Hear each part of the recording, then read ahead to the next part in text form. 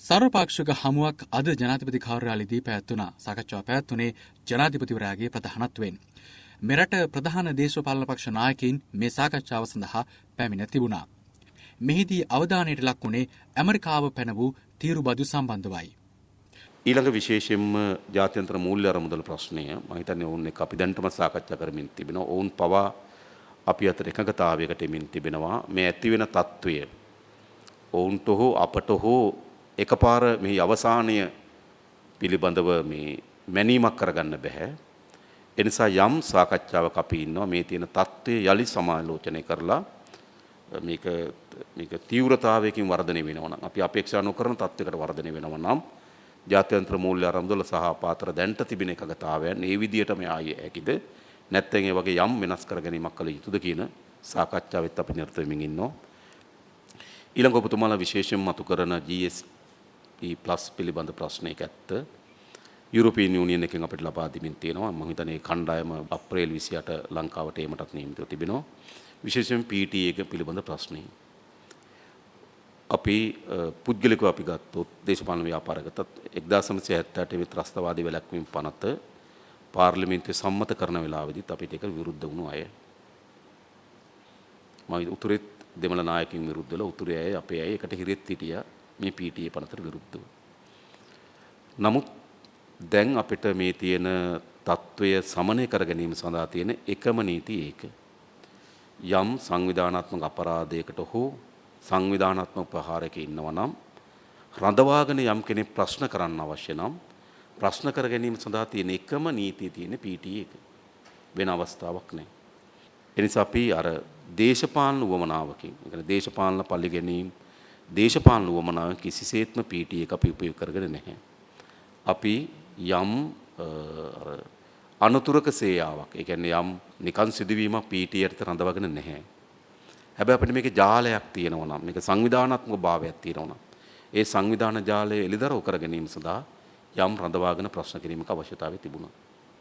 ඒ නිසා අපි PTA එක කිසිසේත්ම පෞද්ගලික දේශපාලන අරමුණු වලින් උපයෝග කරගන්නේ නැහැ. PTA පනත බැහැර කළ යුතු පනතක්. දැනට අපි කරමින් තිබෙන දේශපාලන පරිගැනීමකට පෞද්ගලික වමනා සඳහා මේක උපයෝග කරගන්නේ නැහැ. අරුගම්බේදී අපි PTA පනත උපයෝග කරන් තිබෙනවා. සමහර සංවිධානාත්මක අපරාධ කල්ලි රඳවාගෙන ප්‍රශ්න කරන්න අපි PTA පනත උපයෝග කරන් තිබෙනවා. අපි හිතනවා නැවත ජාතිවාදී ට්‍රෙන්ඩ් එකක් අපේ රටේ මතුවෙන්න ඉඩ දෙන්න හොඳ නැහැ කියලා. ඉතින් ඒ ට්‍රෙන්ඩ් එක මතුවෙනවා නම් ඒක පරාජයටපත් කරන්න අපි නීති උපයෝග කරගන්නවා.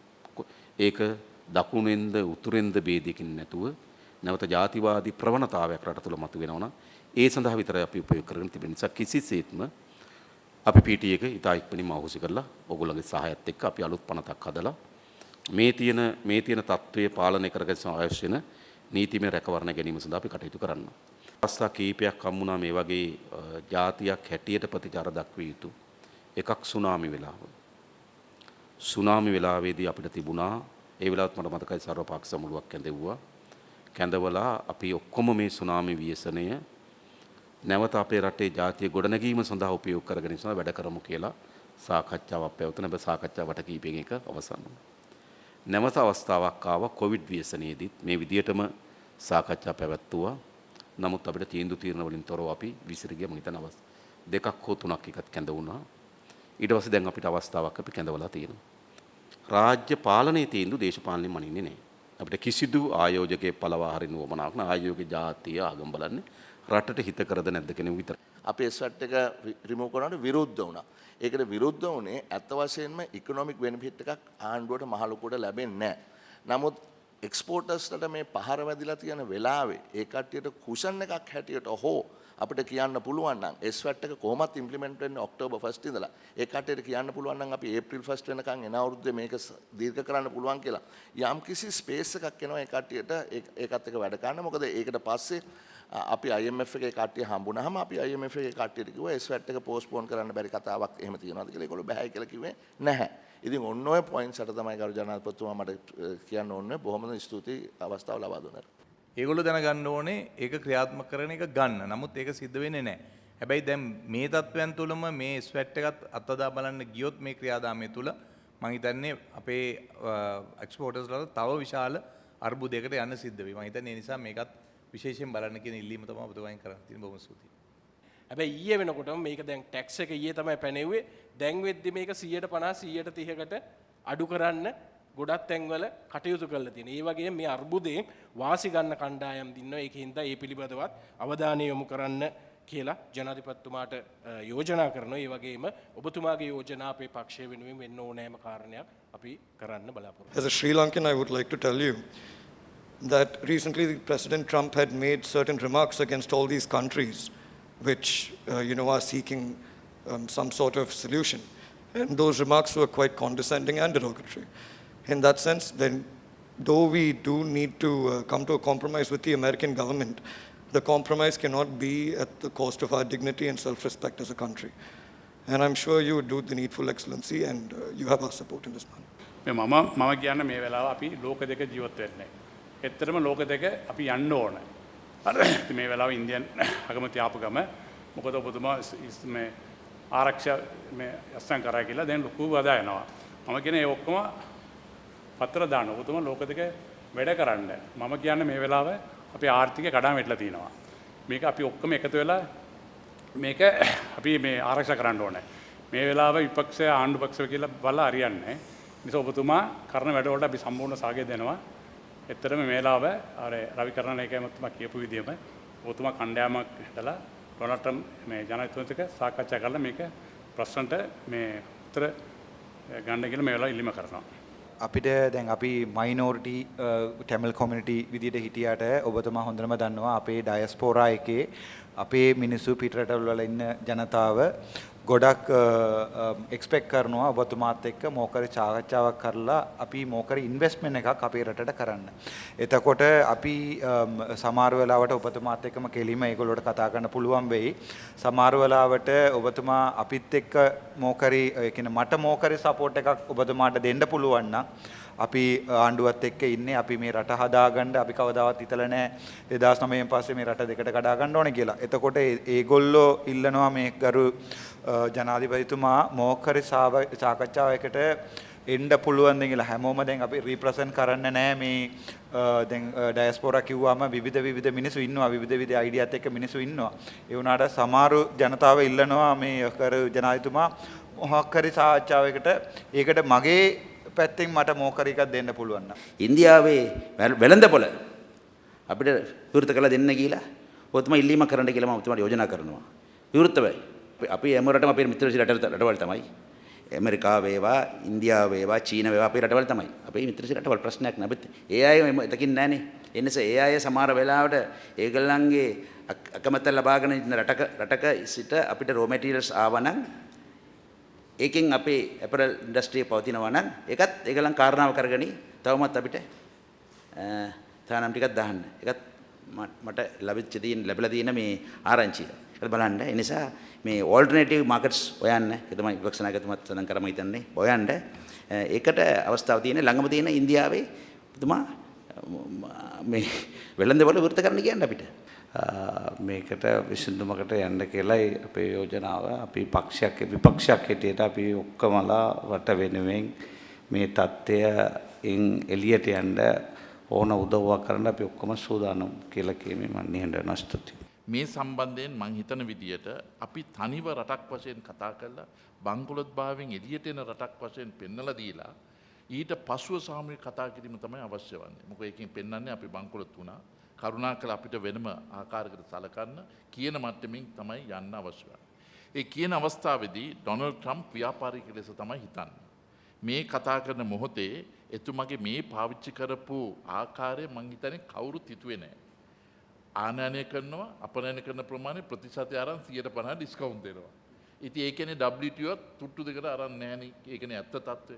ඒ නිසා තමයි මා හිතන විදියට අපි කියන්න අවශ්‍ය වන්නේ මතක තියාගන්න ඇමරිකන් බඩු මෙහාට එනවා. ඩෙල් කොම්පියුටර් එනවා ඉන්දියාවෙන්, ඇපල් ටෙලිෆෝන් එනවා ඉන්දියාවෙන්.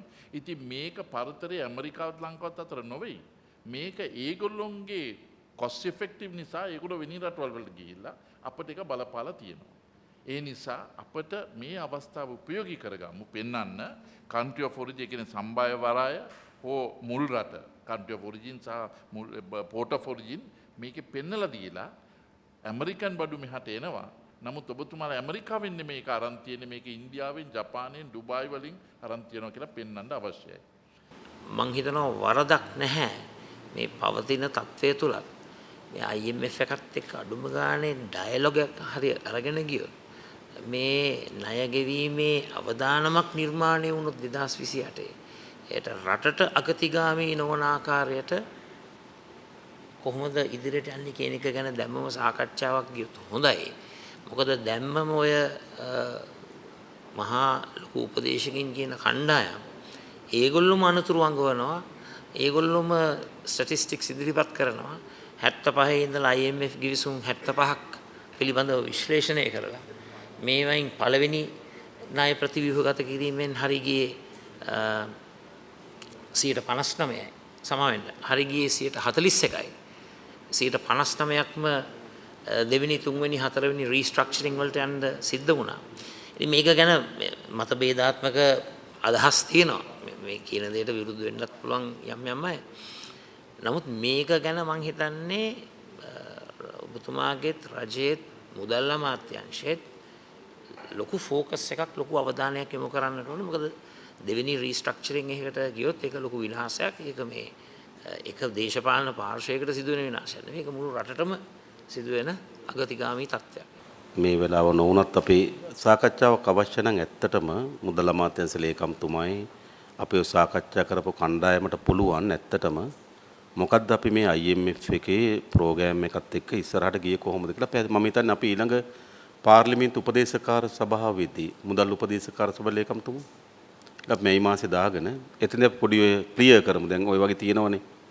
يعني මෙහෙම කරන්නත් තිබියදී මෙහෙම වුණාය වගේ අදහස් තියෙනවනේ. ඒත් මට හිතෙන්නේ අපිට ඒක ඔක්කොම අතර පොදු தත්ත්වය මොකද්ද උනේ කොහොමද ගියේ කියන එක පිළිබඳ යම් අදහසක් අපිට ඉදිරියට අපි මේ ඉෂුව එකටම ජාත්‍යන්තර මූල්‍ය අරමුදල වැඩසටහනයි දැන් ඒකේ තියෙන මට්ටමයි අපි පොඩි අදහසක් අපි මේකනේ අපි එකඟතාවය පිළිබඳ පාර්ලිමේන්තු කාරක සභාව රැස්වීමක මේ ටේබල් එක ගැන විතරක් මේ ටේබල් එක හොඳයිනේ ඔය ටොපික් එක ගැන පොඩි අදහසක් කරාපත්තුමා මේ දැන් අපි මේ මෙහෙම රැස් වෙන්න තීරණය කරේ ස්පෙසිෆික් විශේෂිත කරුණක් සම්බන්ධයෙන්නේ.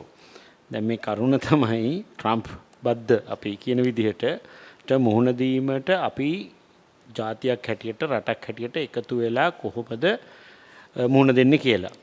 ඒතකොට දැන් අද ගොඩාක් කරුණු මෙතන සාකච්ඡා වුණා. ඒක හොඳයි මොකද මේ ඔබතුමා ඉතින් හදිස්සියෙන් ඔක්කොටම හම්බ වෙන්නේ නැති නිසා මම හිතන්නේ ඔබතුමා ටිකක් වැඩියෙන් හම්බුණා නම් හොඳයි. කොහොම වුණත් මේ විශේෂිත කරුණ සම්බන්ධයෙන් විශේෂිත කමිටුවක් මම කියන්නේ මේ ඔක්කොම හම්බ වෙනවද එකෙන් කීප දෙනෙක්ද හම්බ වෙන්නේ විශේෂිත ඔබ්ජෙක්ටිව්ස් පරමාර්ථ දිනවකවානු සියල්ල සහිතව මේ කරුණ සම්බන්ධයෙන් ඒකයි අපි මේ පොඩි ප්‍රශ්න තිබුණාට මේ මෙතුමන්ලට තිබුණ ගැටලු අර ඔය ලියුමේ ඕකේ මුකුත් ඇත්තටම නෑ මේ අපි කතා කරේ අන්තර්ගතය හා ආකෘතිය පිළිබඳ ජනතාව ඉල්ලා සිටින්නේ මේ දැන් IMF කරුණු වෙනත් ආර්ථික ගැටලු මේකින් පිට විසඳමින් මේ සඳහාම පමණක් දින 90කින් පස්සේ ඔන්න විසිරුවා යීමට දිනෙකුත් දාලා හරියටම දිනවකවානු එක්ක මොකද්ද අපි අචීව් කරන්න යන ඔබ්ජෙක්ටිව් එක අපි කොහොමද ලෝකෙට වොයිස් එකක් දෙන්නේ ඒ වොයිස් එක යුනිෆයිඩ් වොයිස් එකක් වෙන්නේ කොහොමද ඒක ගන්නේ අර හියුමනිටේරියන් ඇන්ගල් එකක්ද අපිට එහෙම කරන්න එපා අපිට අමාරුයි ඒ වගේ එකක්ද වගේ අන්න ඒ වගේ කරුණු සාකච්ඡා කරලා අන්න ඒකට පොඩි ආකෘතියක් හදලා ඒ කියන්නේ දැන් මේ උත්සව සමය අවසන් වුණාම කකර ඒක නියෝජිත කණ්ඩායමක් මේ පැත්තෙන් එන නියෝජිත කණ්ඩායමක් මේ පැත්තෙන් නියෝජිත කණ්ඩායමක් අපි ඩේ ටු ඩේ මොකද්ද වෙමින් තියෙන්නේ මොකද්ද කරන්න ඕනද අපි ඒකපත් කරමු මම කරන්නේ